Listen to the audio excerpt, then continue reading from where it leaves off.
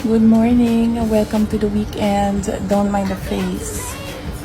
Dahil maaga ako umalis, kaninang madaling araw may lakad. At ngayon, kakabalik ko lang sa bahay namin, 8:30 a.m.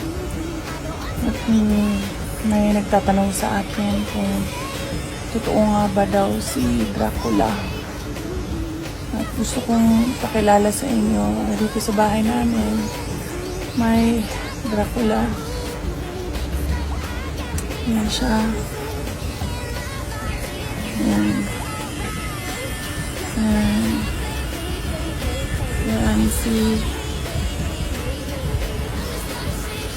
Dracula. Yan.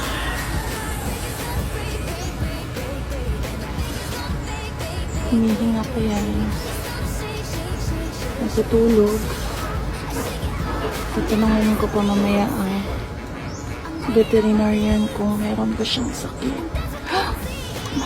Oh my God! Oh Lord Jesus. Jesus. Help me! Hindi ako makagalaw.